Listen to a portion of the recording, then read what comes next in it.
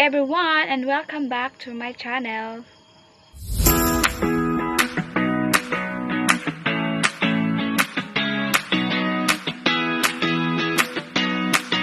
Time everyone, I will going to share to you what I have learned from the lesson and its content about the fundamental concept associated to the teaching and assessing of grammars.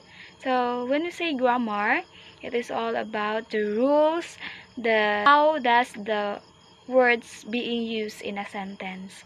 So there are assessment that is going to use in assessing the students on how to follow the grammars or how to check the grammars if it is error or correct. It is necessary for us to know those fundamental concepts and terms that there are many assessments that are going to do if the students have errors or mistake that they make in terms of using grammar. These are the following key terms and concepts in using to assess the students in using grammar. First is grammaring. It is how to create sentences or phrase with accurate structure of grammar correctly and meaningfully. It is not just simply use a grammar that is simple, but it is more useful as it use appropriate and accurate structure of grammar. It is very important and for the students to learn and to have knowledge on how to make structured grammar accurately and more meaningful and appropriate. The second is grammaticalization. It is about the formation of a sentence or grammar and how it is constructed. Considering the expansion of the structured text that allows the student to expand the text being used in a sentence. In this case, it always emphasizes the frequent grammar, even a single words used in a sentence. Otherwise, every words are important and with a purpose. Third is error correction versus feedback. From the errors or mistake of the students, the teacher will able to give feedback in order to explain more deeply those errors that the students have. The English language was considered as a second language, so there are tendencies that the students mistakes those rules in using or in terms of grammar. The teacher will assess the errors of the students at the same time.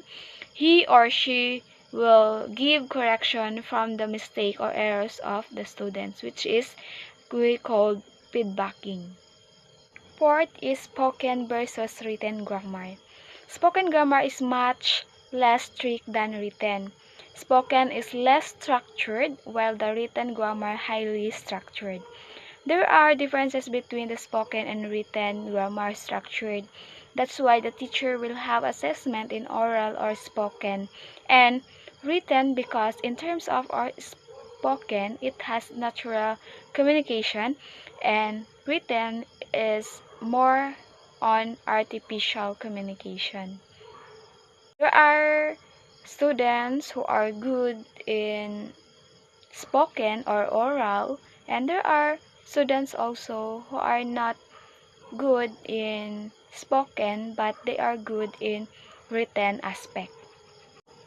Fifth is grammatical assessment. It is used to assess the grammatical knowledge of a student. How does it use? And it is accurate production and comprehension. It is used to test the grammatical correction of a student. It is concerned with the grammatical structure and how does the comprehension accurately used in the sentence or in grammar.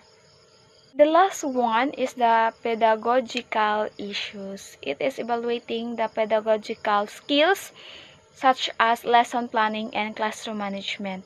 It is important to ask the students that they learn and what they didn't understand. It will provide the guidelines and time for preparation before evaluating the knowledge of the students.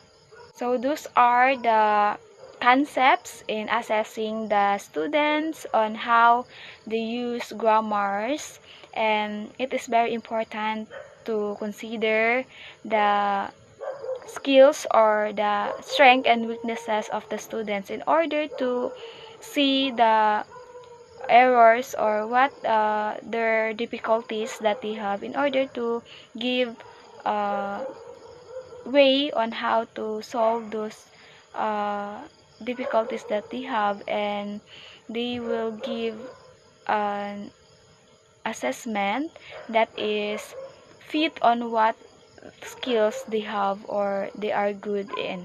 Thank you for watching. I hope you learned something from my information that I shared.